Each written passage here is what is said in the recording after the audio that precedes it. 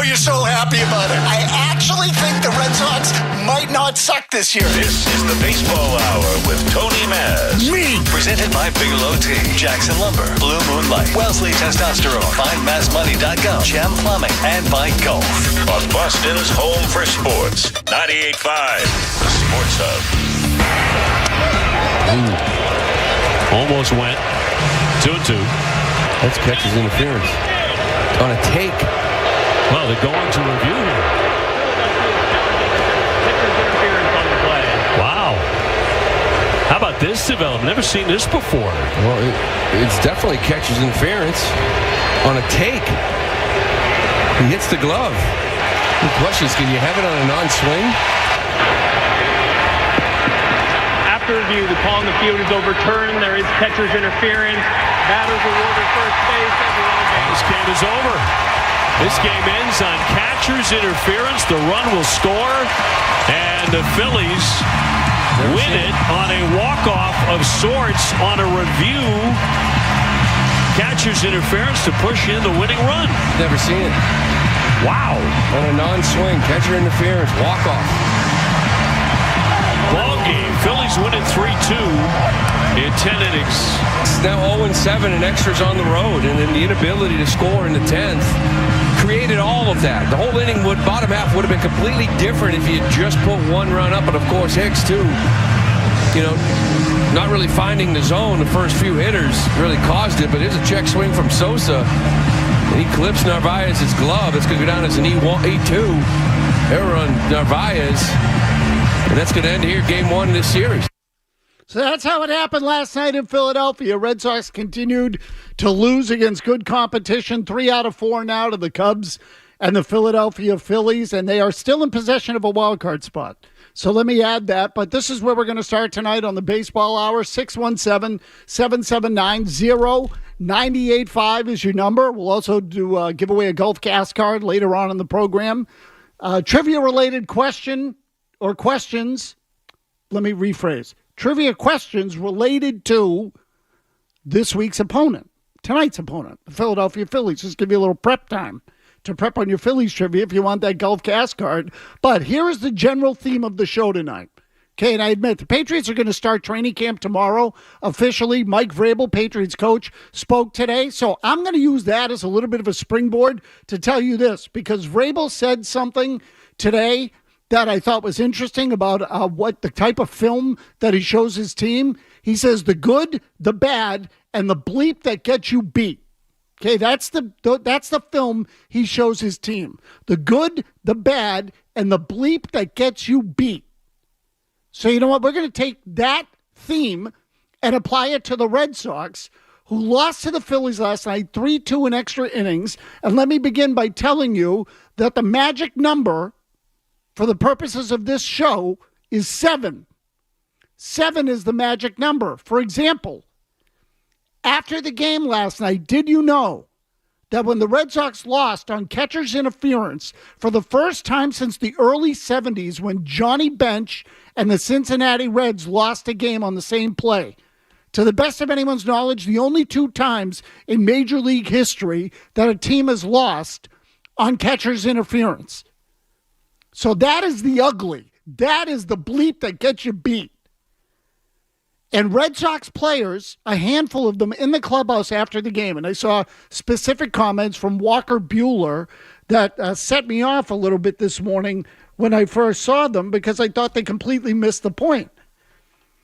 I'm trying to punch up the story here as we speak. On Mass Live, I saw the headline, Red Sox question MLB rule after becoming second team since 1920 to lose in a really weird way. The Red Sox question an MLB rule. And the comment from Walker Buehler was, and I'm reading directly now, that's an interesting one. I think there needs to be a little bit of leeway on how far back that stuff happens. I think we've got some guys that are very good at understanding situations, and they can take a loopy swing and take a shot. Okay, meaning that a hitter could do it on purpose to win a game, basically invite catcher's interference, get the violation, it ends up being a hit, and the game is decided. So let me ask you out there, is that why the Red Sox lost last night? And what I would ask Walker Buehler is, okay, fine, you don't like the rule. How do you explain the fact that the Red Sox have done it 7 times this year, more than any team in the major leagues?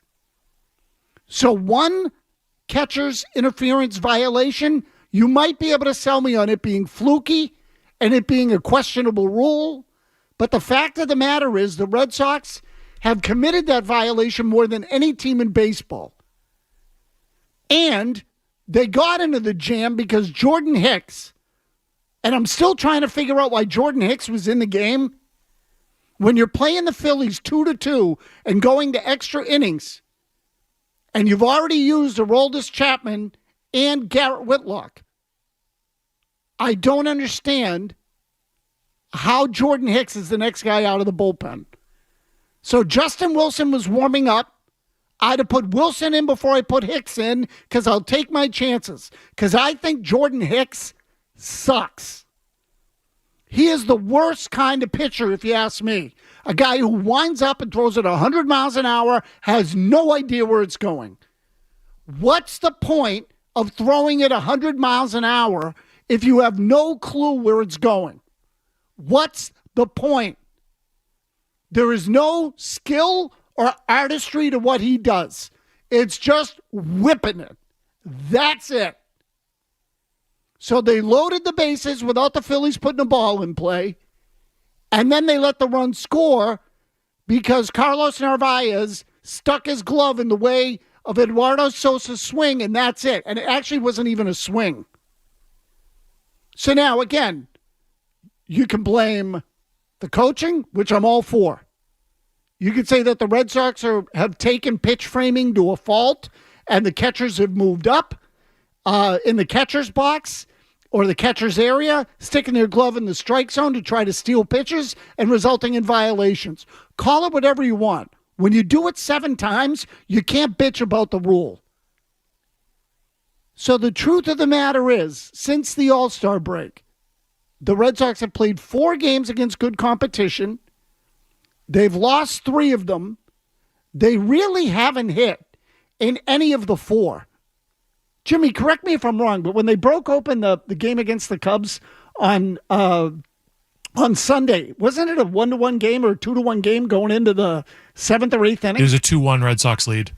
Okay, so it's not like they've been lighting it up and scoring like crazy. And Jim Murray just gave me this stat. The Red Sox averaged 9.3 runs per game in the series against Washington and Colorado. Tampa, Chicago, and now Philadelphia, 2.9. And I'll admit, I took the cheese a little bit. I thought the lineup was getting better, producing. But the fact of the matter is, I think we can now look at the Red Sox and say that they can score against bad pitching. Against good pitching, they have problems. It's a young lineup. It's inexperienced. It's not really deep. So against good competition, they're getting shut down.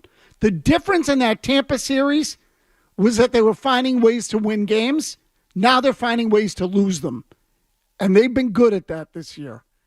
Between the defense, the base running, and now the catcher's interference, they invent ways to lose. And I'm not telling you they're out of it. I'm just telling you they need help. Because what they are is a B-grade team that plays like C-plus level.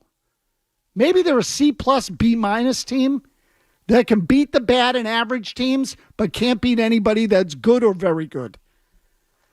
So again, 617-779-0985. That play and Jordan Hicks, wow. Jordan Hicks is the guy Cora puts in that game in that spot. Ridiculous. We'll kick it off tonight with Pete in Plainville. Pete, go ahead. Hey, Tony. Thank you. Thanks for taking the call. You're exactly right. The lead's buried because of Narvaez catcher interference. He's terrible. He's like the modern reliever which I hate about the game. Like you said, just whip it. No idea where it's going. No touch, no artistry. Doesn't care. I'm just going to whip it and I'm going to spin it, and you're not going to be able to hit it. And I just don't understand that approach. And I don't want to sound like an old guy. I'm 43 now, but like I remember Mike Timlin come in 94 through 96, and every pitch was on the black. And he would get guys out. He threw a splitter, but that's gone now. It's just whip it and spin it, and it's just incredibly frustrating. And, again, Cora, like, I know they don't have a ton of relievers, but can we get Wilson out there? I just don't understand it, Tony. So, Pete, I don't understand it either. When I saw Jordan Hicks come into that game, the first thing I said is, you've got to be kidding me. I think I actually tweeted it in real time, like, here comes Hicks. Uh-oh. It's not that hard to figure out. Here's the thing about major league hitters. Okay, here's the thing. If it's 100 miles an hour and it's in the middle of the plate, they can hit it. They can hit it. And there's something about Jordan Hicks' delivery, and he's got movement on his ball, but there's something about his delivery and his inability to locate that makes him hittable when he throws strikes, which he doesn't often do. Do you know he's walking 7.7 guys per 9 innings this year? Why is this guy in the big leagues, and why is he coming into a tie game against the Philadelphia Phillies on the road? Why is that happening? He shouldn't be used in a high-leverage spot like that. The guy has no idea where it's going. We had a caller today that said that the batting average against Hicks, and we verified this, with runners in scoring position this year is .435. So let me ask you this question. How is it that a guy that throws that hard and who has that kind of movement allows a .435 average with runners in scoring position? And you know what the answer is? Because he doesn't know where it's going. Because the only way he gets the ball over the plate is when he throws a fastball down the middle. You know who he reminds me of in this way? Jimmy, do you remember Hansel Robles, who the Red Sox had for a little while? Remember him? Yeah, former Minnesota Twin, had good numbers but couldn't do it in high leverage. Yeah, Hansel Robles threw 98 miles an hour. His ball moved. Every time you looked at him, you said, this guy's got good stuff. Why can't he get anybody out? And it's because his misses were always in the middle of the plate. Hicks is the same way. He misses in the middle of the plate, and there's got to be something about his delivery, too, that offers no deception, or he doesn't hide the ball, or whatever it is, because hitters have plenty of time to see it, and they square it up. Now, last night, he didn't give up hits. But again, what's the difference? You're either missing the strike zone, or they're sitting dead red in the middle, and when they get it, they hit it, because they know you can't throw anything else for a strike. Why is he here? If you could give Jordan Hicks back to the Giants right now, do you think they would take him? And I mean for nothing. You'd be better off making that deal without Jordan Hicks. He's hurt more than he's helped. 617-779-0985. Again, the good, the bad, and the bleep that gets you beat, according to Mike Vrabel. It applies in other sports. The good, the bad, and the bleep that gets you beat. That was the bleep that gets you beat last night. I'll give you the bad coming up next, because that didn't help either. That's on the Baseball Hour. Don't go anywhere.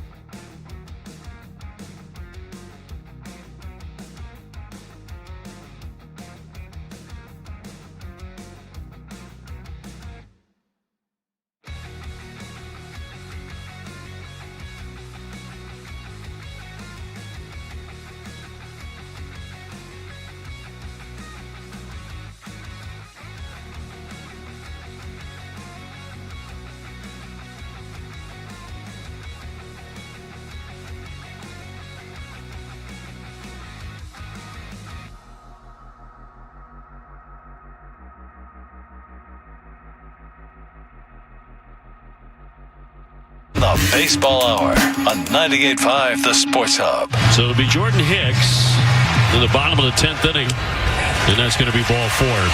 So they've got runners on at first and second, nobody out. We'll see if Kepler can bunt or not. Marsh representing the winning run at second. Oh, thrown right behind him all the way to the backstop. That'll advance the runners. And a major league wild pitch by Jordan Hicks, second and third. It's scary. And this is a slider that's behind him. And there's nothing else you can really do here, but now you're creating a base-loaded situation with a guy that Hicks, 5 pitches thrown, really hasn't been anywhere near the plate. Ooh. Almost went. 2-2. That's catcher's interference. On a take. Well, they're going to review here. Catcher's interference on the play. Wow. It's definitely catcher's interference on a take. He hits the glove. The question is, can you have it on a non-swing? After review, the call on the field is overturned. There is catcher's interference. Batters awarded first base.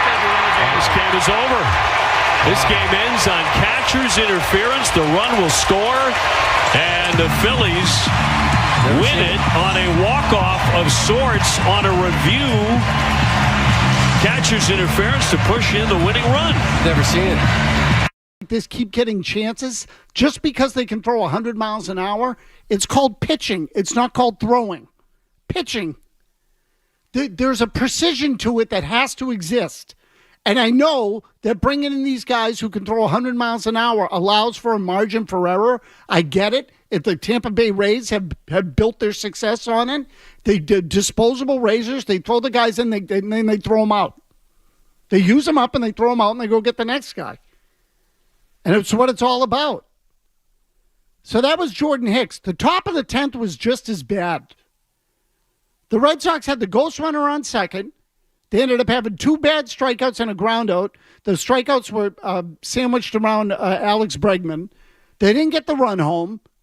And I have so many problems with this particular part of it. One is that the Red Sox are striking out again. Shocker, now that they're facing good pitching. They've struck out 43 times in the 4 games since the break. Over 10 times a game, really closer to 11. Back when they were winning, and I include the Tampa series, the number was down in the range of 7 or 8. Last night, they struck out 16 times. No productive outs. They don't advance runners. All their flaws are still there. They just show up against good competition. That's really the only difference. When they play good competition, they get exposed. I thought Tampa was good competition. As it turns out, Tampa is really what the Red Sox want to be. A relatively inexpensive B- kind of team and organization that can win more games than other teams who spend more. But they don't win championships. So this is what the Red Sox now strive to be. This was the bottom of the 10th with Jarren Duran, Roman Anthony. You'll hear it. So 2-2 in the 10th. And he struck him out. Duran unable to advance the runner. He fans and one away. That first hitter is always important. You want to move him over, get him in. Now you need a hit to get him in.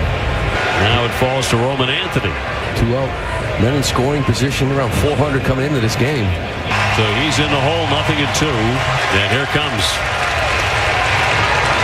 A swing and miss for strike 3. Realmuto will fire on to first to complete the strikeout. Red Sox strand a runner at third base. Just bad offense. Again, the bleep that gets you beat happened in the first inning. The bad happened in the top of the 10th. I should say the bottom of the 10th and the top of the 10th. Now, again, the good, the bad, and the bleep that gets you beat, according to Mike Vrabel. It's a good way to sort of break down any team's performance. I'll give you the good quickly, albeit without audio. Walker Buehler was good last night, which makes the whole thing worse.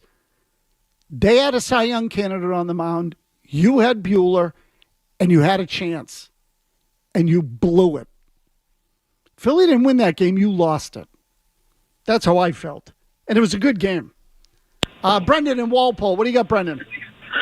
Yeah, hey, Maz. I hate how Duran didn't bunt to get the guy over last night. Like, all they did is just strike themselves out of the inning. And I'm with you. When I saw Hicks coming in after they didn't score, you knew right there, game over. Thank you. Yeah, so listen, and Brendan, Cora's got to take some of the responsibility here too. And I understand the decision's probably being made by the analysts upstairs that when you're on the road in an extra inning game, you want to get 2 runs, not 1. Here's what I would tell the Red Sox at this point, who are now 0-7 on the road in extra innings. Start with 1 and see what happens. Okay, start with 1. And if Duran doesn't want to sacrifice bunt, then try drag bunting for a hit. He's one of the fastest guys in the sport. I don't know, maybe someone bobbles it and you end up with runners on first and third. Whatever. Can you try to get the 1 run home? Because if you have a good reliever on the mound, and that's a big if, admittedly, with the Red Sox, but if you have a good reliever on the mound, why is it a given that the run's going to score from second base? Why do you approach it as a given that that run's getting home? If Aroldis Chapman is a man on second base, and by the way, last night he did with nobody out, I'm confident that Aroldis Chapman can still get out of that. Get yourself some relief help and start going for 1 run in extra innings. Kevin and Nashua. Kevin, what do you got? Hey, man, how are you? Listen, I called a couple months ago and talked about Fade On to you, and you poo-pooed me then when I said he's probably the best number 9 hole hitter in the league if he had a little discipline. But I'm going to disagree with you again, and we'll see what happens going forward. Hicks and everybody that's calling your show is down on Hicks, and I know nothing about him prior to him coming to the Red Sox. The last 2 outings that he faced 3 batters, 3 and out. That was in the span of the 10-win win streak. He had 3 batters, 3 and out. The second time he had 4 batters. He walked a guy. He was wild. Kevin, I'm going to let you go just because I generally get the point and I got a lot of people on the line. Okay, so look, I'm not telling you the guy's incapable of having a good outing. It's fine. I'm just telling you that put him in a spot where he's got to face, let's just call it a legitimate team because he didn't face the meat of the order. But put him in a spot where he's got to pitch under a little bit of pressure, and what happens? What happens? What happens is what happened last night. So his first outing against Cincinnati, which was with the Red Sox, was 2/3 of an inning, 3 hits, 3 runs. He walked a guy in that one. His next outing was at Washington. He pitched an inning. He gave up a run in that game and also walked a guy. Then he had 2 decent ones. One against Tampa Bay, once against the Cubs. You put him in a spot last night where something was on the line. He threw a wild pitch behind a batter. Does that look like a guy to you who can handle the pressure of a big spot? Or who has the ability to handle a big spot? When I say the ability, I'm talking about being able to throw strikes consistently. Because I don't think he does. And those guys can't pitch in big spots. You can't rely on them. Jeff in Norwood. Go ahead, Jeff. Hey, Tony. You're saying earlier that you didn't understand why Hicks was in the game. Let me ask you, why was Chapman in the 8th inning? Because of the meat of the order was coming up for the Phillies, and I don't love that move either, but it worked. Okay. I personally, I liked it. I thought Chapman, you got the Turner, Schwarber, Harper, you use them against those guys. The reason Hicks was in the game was because it was 7, 8, 9. Now, I don't necessarily agree with it because they didn't score a run in the top of the 10th. At that point, you need to save yourself. You need to make sure that a run isn't scored. Had they scored 1 run and you had a little bit of leeway, you could have used Hicks for 7, 8, 9 and then gone to Wilson or hoped, okay, maybe they only score a run. And now we go to Wilson when we face the top of the order. But that's the reason why they used Hicks. So, Jeff, I get it. Thank you. But I'm telling you, I don't like the idea of putting Hicks in a tie game against any part of the lineup. So, and I understand your point, but this is part of the ass backwards way of managing that now exists in this whole era when we're talking about analytics. Instead of managing to your strengths, you are managing to the weakness of the opposition.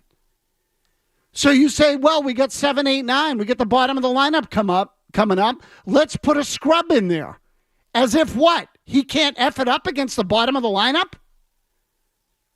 I don't want him in that game at all. So why couldn't you get another inning out of Garrett Whitlock? I'm telling you, I don't love the idea of Wilson either, but I'd rather have him in there than Jordan Hicks. That's my point. I'd rather have Wilson than Jordan Hicks. So this idea of constantly overthinking it, well, the odds say that the bottom of the lineup is where we use the worst reliever. Fine. What if those guys are hot? So the logic makes no sense to me. Go with your best people. Trust your players. When you are pitching and playing to the weakness of your opposition, you are relying on the other team to lose. When you play to your strengths, you're relying on your team to win. There's a difference. Kevin Majori is going to get you caught up on headlines here in just a second, but just a quick reminder, we're going to give away a Gulf gas card next. So first two callers and if you're on the line, sit tight because I'm going to get back to the calls. But first two callers to the contest line, which is 617-931-0985. You'll win a $50 Gulf gas card from Gulf to fuel your way to Fenway Park. It's Trivia Tuesday presented by Gulf. Again, 617-931-0985. We'll take the first two callers. We'll continue with your calls when we come back.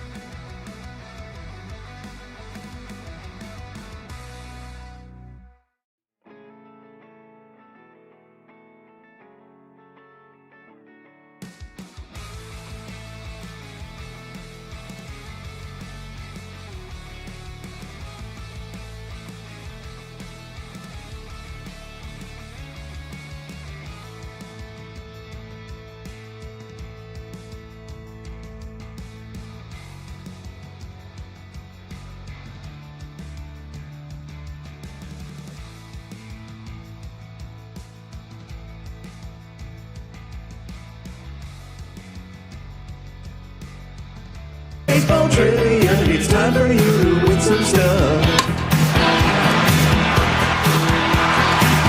All right, that time of the week. Trivia Tuesday, presented by Gulf. You can win a $50 gas card from Gulf to fuel your way to Fenway Park. Download the Gulf Pay mobile app for everyday savings. Gulf, it all starts here. So again, you'll notice a theme here that what we do every week is try to ask you questions, trivia questions about the team or that are rooted in the opponent for the Red Sox. Okay, so you get the idea. They are rooted in the opponent. Generally, I try to relate them to the home team, but we want to give away the gift card. We don't want you to have to work too hard. So you get the idea. So in any case, you get the general gist of it. Matt in Bridgewater is contestant 1. He's on line 9. If he doesn't get the question right, we'll go to Jordan and Marion. And if Jordan gets it wrong, we'll bring in 2 more callers. Okay, max of 4 people. But if we go 4 deep with the kind of questions that we are asking in this particular, this year's installment of the giveaway, shame on you. Because you should get these, no matter how old you are. So, Matt in Bridgewater, are you there? Yeah. Hey, Tony. Okay, so here you go. Here is the first question. Randy Johnson holds the major league record for strikeouts by a left-handed pitcher with almost 4,900, just under 5,000 strikeouts. Name the former Philadelphia pitcher who ranked second and who went by the nickname Lefty. Steve Carlton. Steve Carlton is correct. Very good. There you go. Well, that was easy, Matt. Stay on the line. We'll get your information. And there you go. Piece of cake. Surprised it took him that long. He took a few seconds to answer. He just wanted to, in his mind, mentally make sure. Yeah, I guess. I mean, I don't know who would, who else would have been a candidate. But again, if it's related to the Phillies. Yeah, it was Cliff Lee Maz. I mean, was there a better left-hander for the Phillies than Steve Carlton ever? Yeah, Mitch Williams is the answer. Should have been automatic. But anyway, that's it. Trivia Tuesday presented by Gulf. Download the Gulf Pay mobile app for everyday savings. Gulf, it all starts here. Now, back to your calls, and the one thing I will ask is just if you could try to be quick in getting to the point. There are a number of you lined up. I would like to get to as many callers as possible. I do want to also get to something in the last segment as it relates to Craig Breslow and the trading deadline. Chris in a car on Alex Cora's bullpen management last night. Chris, go ahead. Yeah, hi, Maz. I just want to get your opinion on why Cora would take out Whitlock after pitching a great ninth inning and bringing that bozo in. So, Chris, good question. Whitlock threw only 13 pitches in the game, and I don't have the slightest answer. My guess, if I had to guess, is that Cora wants to leave open the possibility of using Whitlock later in the series. So by holding him to 13 pitches, he could bring him back on just one day of rest. And I'm trying to see this season whether he's used him in back-to-back situations. But generally speaking, they try to give... Whitlock last night was on his second game in 2 days. Oh, he did pitch. He pitched in the game against the Cubs, the one that they won. You're right, Jimmy. You're right. I forgot that he pitched against the Cubs on Sunday. So he obviously didn't want him to go a second inning after pitching him against the Cubs. That would be my guess. Now, again, I would tell you after 13 pitches, what's the big deal? He would tell you that Whitlock sat and then had to get back up, and they didn't want to put him out there. He's been injury-prone over his career. I'm just trying to give you both sides of it. Personally, I'd have let Whitlock go. If that was not an option in Cora's mind, then I would have brought in Justin Wilson. I would not have put Jordan Hicks in that game. There's no way I'm putting Jordan Hicks in a big spot. No way. Jake and Falmouth. Jake, what do you got?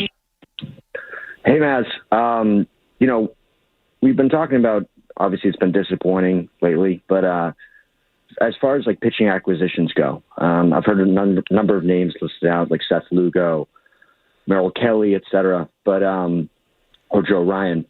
But there's two names I haven't heard mentioned at all. first and foremost would be Julio Urias, formerly of the Dodgers, that just had his suspension lifted. And then second would be Trevor Bauer. Maybe a bit more of a stretch, but I think maybe it would be worth kicking the tires with them to sign up for a minimum contract and just see what's worth it. Okay, so Jake, Bauer's out of the game, right? Yeah, he's in Japan now. Okay, so and thank you for the call. And look, I would roll the dice on a guy like Trevor Bauer.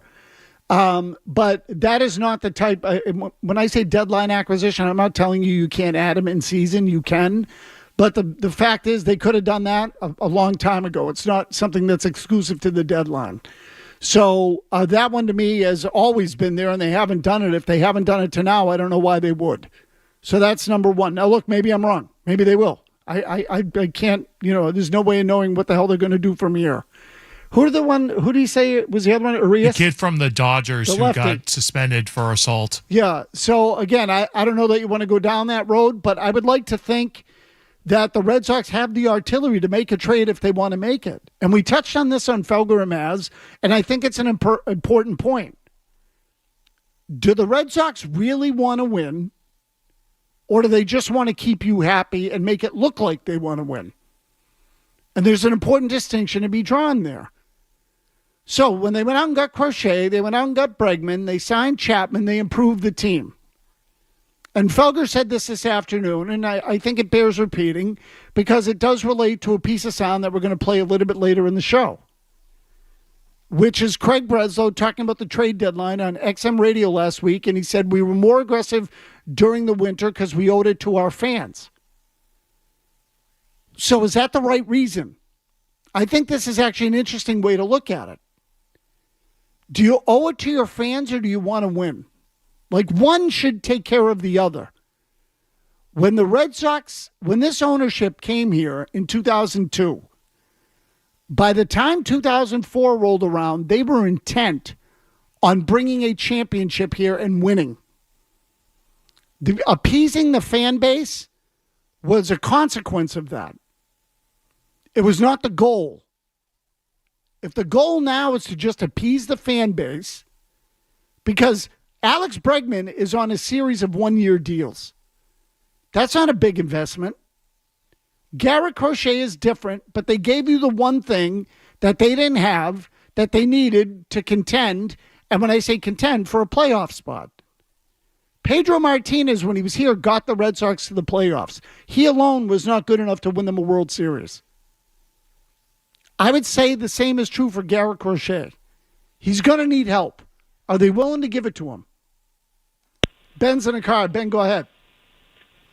Hey, Tony. Just talking about the struggles in extra innings that the Sox have been through this year, and Jarren Duran in the top half of the 10th last night was a perfect example. 2-0 count, swings through a fastball at the top of the zone. Next pitch, 94 middle, and watches it for a second strike. And this team just cannot produce any kind of offense when it matters, and that him watching that fastball for strike two really got me going last night. It was tough. Yeah, so Ben, it shouldn't. Again, this is sort of one of the untold parts of the last four games. They haven't hit.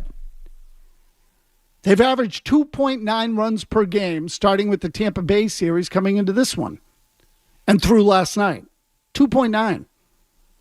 9.3 runs against Washington and Colorado, who suck, and who have pitching staffs that absolutely smell. So you can beat up those teams. What are you going to do against everybody else? Phillies are throwing a lefty tonight. Christopher Sanchez, I think it is. And so he's left-handed. Red Sox have done well against lefties. One of the better lineups in baseball, production-wise, against left-handed pitching. So it should line up for him. But in the same breath, I'll tell you that I think they're vulnerable to good pitching. So are they willing to do the necessary things to get to that next level? They've gotten to a point now here where they, again, I'll call them a B- team. They're pretty good. Maybe a B when they're playing their best. But otherwise, they're really just slightly above average, which is good enough to get you into the playoffs now. So what's the goal? Do you want to go out and make a trade for Joe Ryan and go to that next level? Or are you content just being a B- and you don't want to give up the young players because they're cheap and you just keep bringing them up, you get a little something out of them, and you'll be in it every year, but you never win a damn thing. Ethan in Worcester. Go ahead, Ethan. Hey, Maz. I know this kind of sounds ridiculous, but I'm thinking that they go the bullpen route and add some bats because, I mean, they're not the Dodgers of last year, but you see what the Dodgers did in the playoffs. They had a bunch of bullpen games, had one real starter going, and they just won games, just close games off of offense, and just got it done. And sometimes... Yeah, Ethan, I'm going to let you go just because I get the general point. Here's what I'm going to tell you. I want a starter. I want good starters. And so you want to win. Most games, I keep saying this, most games are decided in the first 5 or 6 innings. Most of them are. So why? And the other thing is, if they don't get a good starter at this deadline, they're going to have to get one in the offseason. They have a clear need there. So would you rather trade for one now, get a guy like Joe Ryan who's got a couple of years on his contract, or do you want to go out in the free agent market and pay for it? And you know what the answer is? They want to go out in the free agent market and find the next Seth Lugo or someone like that who doesn't cost anything. So they'll try to pick up some scrub at the trade deadline and pass him off to you with some sort of big acquisition when he's really not. I think their plan at this point is pretty clear. So again, there's the question. Do they really want to win, or are they just trying to shut you up? Just trying to appease you. We'll play that cut for you from Craig Breslow when we come back in the baseball hour.